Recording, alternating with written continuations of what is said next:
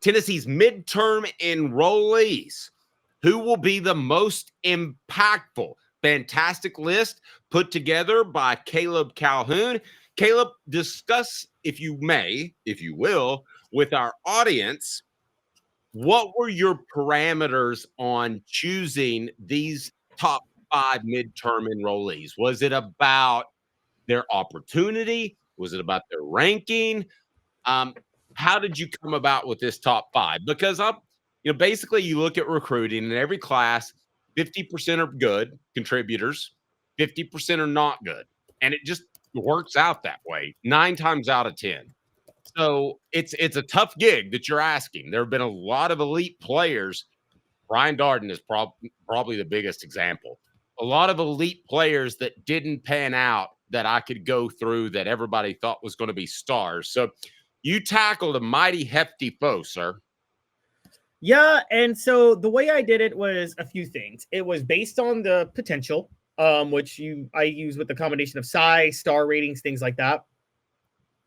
I look at the need at the positions they're filling, and I also look at how open those positions will be specifically in the spring, because this isn't about who's most likely to play early. This is about who's most likely to make a splash early.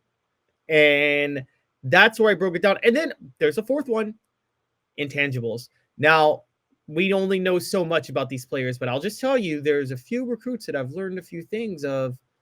You can kind of judge some intangibles with some recruits early. So I'm just going to throw that out there. All right. I like it. That being said, we didn't think that Nico Iamaleava would have the negative intangible of his dad, who wants to make every penny he can from Tennessee fans. Again, click like and subscribe. Your comments. Who are you most excited about in this upcoming class? I'll put the link in the message board, and you'll be able to read Caleb's article while we go through this. So, Caleb, let's go ahead and start with number 5. Number 5 on Tennessee's list of midterm enrollees. What are you thinking?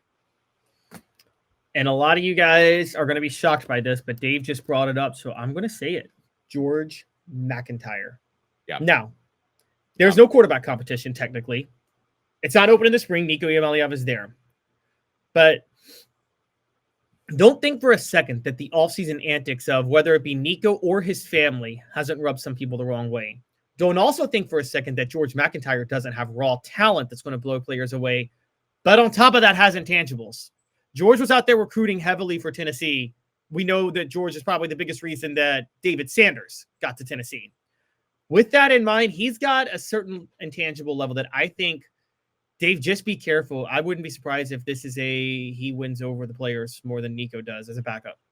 I wouldn't be stunned, and I'm not going to give away my column, but I'm going to address that tomorrow. So I don't want to give away another topic and just lump it in with this, but I think you're on to something. All right, number 4. This is based on openings in the spring. Timothy Merritt, the cornerback out of Birmingham. Now, he's only a 3-star, but Jermon McCoy is missing the spring because of an ACL tear. So, and there's still concerns on whether or not he'll be fully ready to go in August.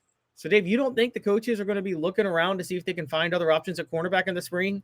Meaning that there's an opening there. And I think Timothy Merritt being a 3-star, you guys know me. I take where players come from into account. And, Dave, I think you know this. Urban Alabama areas like Birmingham, Mobile, those kids are almost always underrated coming out. They turn out to be very good typically.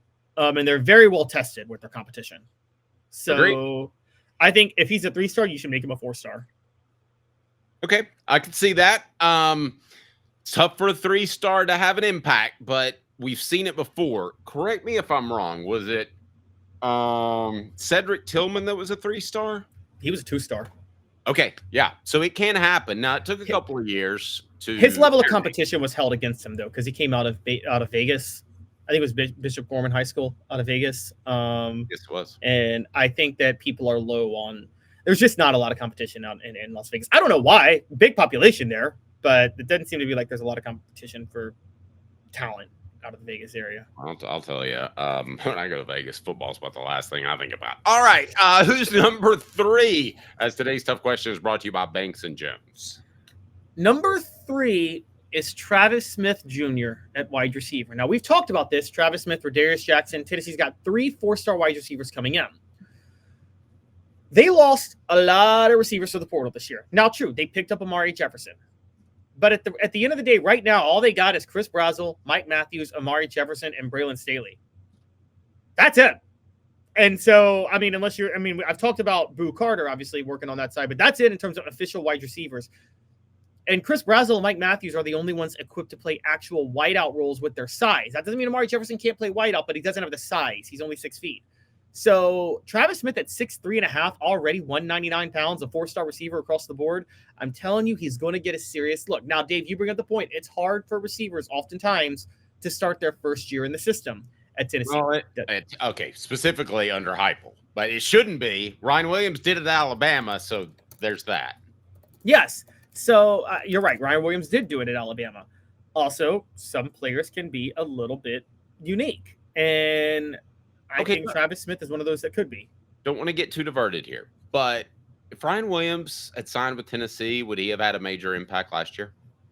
No, I don't think so. I don't think he would either. I think Josh Heupel is very conservative when it comes to playing receivers with less experience because he doesn't want the receivers to make his quarterback look bad, which essentially makes who look bad? Him. Yeah.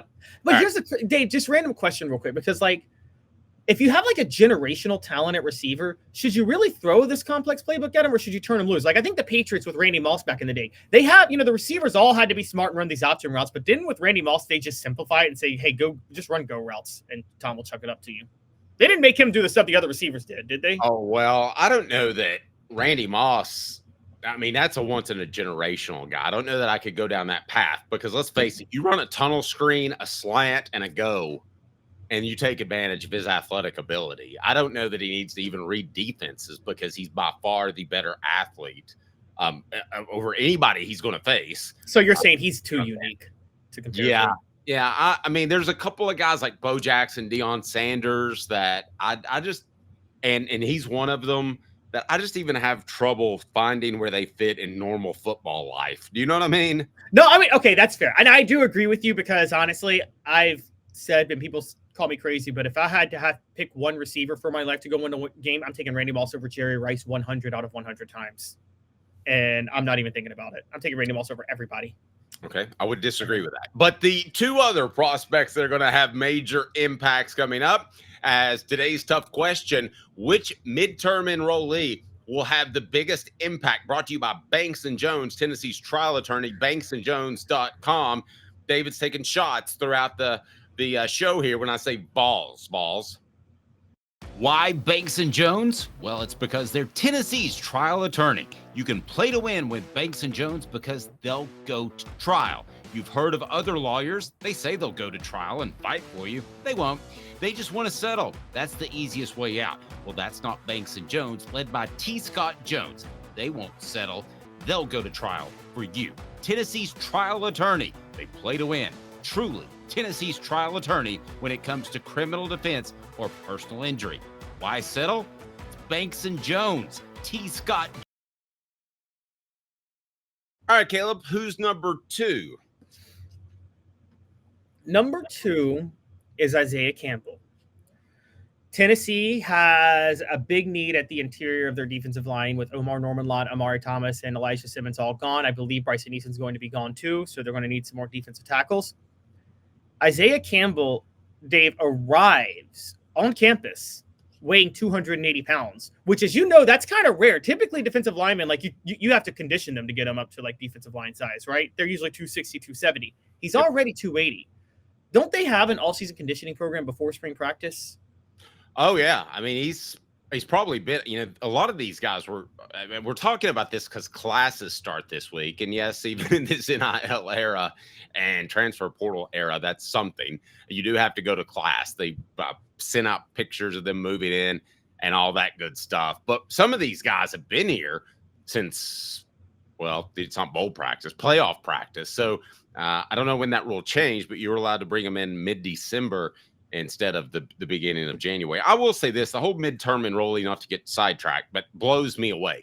Used to be, I can't even remember the quarterback. I was trying to remember maybe like Tim Rattay, but there was somebody that came in that you're like, oh, wow, he's actually a midterm guy. That means he takes everything seriously and he's going to be fantastic and he's going to be unbelievable. He's got a head start on that Clausen kid. And you'd have one of those. Now it's like the vast majority of the class just comes on in, which I don't know if that means they've lightened academic restrictions or high schools get their kids ready to play more oftentimes than not. But who's number one on your list? Well, just to the point of Isaiah Campbell, the reason I say that is I think he could get up to 300 pounds. I think he could get to 300 pounds by the time spring practice starts, which is going to be a big deal. I would say this 280 to me historically is a little disconcerting because like the 260 to 280 range, I don't know if you can get up that much muscle to be in the 300 pounds, which is a defensive tackle, or they take you the other direction and make you a heavy defensive end. I think the 280 range are going to get him to 290, 300. I would bet that would be the case as well. Yeah, at 260, you might have a point, but I think 280, they're pushing him to 300. Yep. And number one this is just so obvious, and it's just based on talent, but it's David Sanders Jr., the offensive tackle. I mean, we're talking about I can't stress this enough. This is Tennessee's biggest commitment since Eric Berry. That he's their most highly touted commitment. Wait, it's got to be. Nico's bigger than that. What are you saying? I'm talking about rankings. He's their most highly touted commitment since Eric Berry. Oh, highly rated. Okay. Yeah. So he's higher rated than Nico was? Yes. Nico wasn't a 5-star on every single service. Okay. Believe it or not. Yeah. Go. So, yes, he is their most highly touted commit since Eric Berry. I'm sorry, but a commit of that level, Dave, let me just say it. Let me ask you this. I know football's not basketball. You expect everybody to kind of sit a year and develop before they start. But, like, the top 5 players, and I don't mean at their position. I mean just in general. The top 5 players in a recruiting class, like nationally, top 5 nationally ranked, shouldn't they all be good enough to start immediately? Aren't they that level? Like, you can just plug them in because they're that darn good? You're not going to like my answer. I think, yes, for the most part, but with linemen, it's a little bit different. So I don't think it – okay, sorry. Go ahead. No, I always wonder if they're physically mature or not. I don't think it's different for tackles. I don't think picking up tackle is that complex in this offense. I think guard is much more complex than tackle. Well, I would tend to agree with that. And unlike receivers, if you look at Tennessee, they have put offensive tackles in tough positions in preseason, whether it's moving Darnell Wright from left to right or whether it's plugging in Lance Hurd last year. It's like they protect their receivers, but they don't protect their offensive tackles at all. They're like, you get out there and play on an island and excel, and you better do it or the whole offense is going to fall apart like it did in September. Exactly. So I think you're coming to my side on this, right? You're saying there's a chance.